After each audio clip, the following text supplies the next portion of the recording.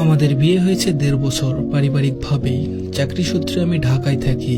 বিয়ের আগেই বন্ধু আজাদ বলেছিল, শোন রিয়াদ, বউ হচ্ছে পায়ের তলার জুতার মতো, সবসময় পায়ের নিচে রাখবি, নয়তো মাথায় একবার উঠে গেলে আর নামাতে পারবি না, পস্তাতে হবে।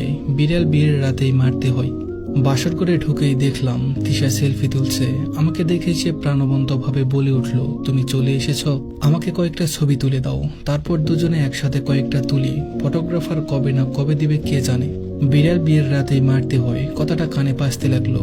আমি কড়া গলায় বললাম, আমাকে তুমি করে বলার পারমিশন কে দিয়েছে? আমি দিয়েছি? তিশা থতমত হয়ে বলল, আমাদের তো বিয়ে হয়ে গেছে, তাই ভাবলাম। তার কথা শেষ করতে দিলাম না, চুপ বলে চিৎকার করে উঠলাম, বিয়ের রাতেই সেলফি? তাহলে কি এখন যেটা করব সেটা ভিডিও করে রাখবি তুই? আমি ওর ফোনটা ছুঁড়ে ফেলে ওর শাড়ি চুরি খুলতে লাগলাম। ও যখন ব্যথায় চেঁচিয়ে উঠেছিল তখন মনে মনে বিড়বিড় করছিলাম, বাহ, বিড়াল মেরে দিয়েছি। ওর সোশ্যাল মিডিয়া ব্যবহার বন্ধ করে বাটন ফোন কিনে দিয়েছি। ডিশ লাইন আছে, টিভি দেখবে, সমস্যা কি? বছরে 2 বার বাপের বাড়িতে যাই, আমি নিয়ে যাই, 2-1 দিন থেকে ফেরত আসে। শপিং আমি করে দিই, লিস্ট করে রাখতে বলি, সে অনুযায়ী নিয়ে আসি, অর্থাৎ সে আমার পায়ের তলাতেই আছে। তবে আজকাল বাসায় ফিরতে কেমন যেন অস্বস্তি লাগে, ভুতুরে বাড়ির মতো চুপচাপ। একটা রুমের লাইট জ্বালিয়ে দিশা বসে থাকে, অবশ্যই এর একটা কারণ আছে।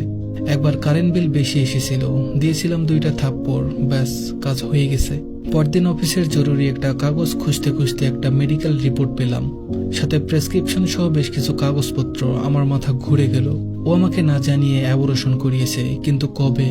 মনে পড়লো অফিসের কাজে ঢাকার বাইরে ছিলাম 3 দিন। রাগ সামলাতে না পেরে প্রচন্ড মারলাম, সে টু শব্দটিও করলো না।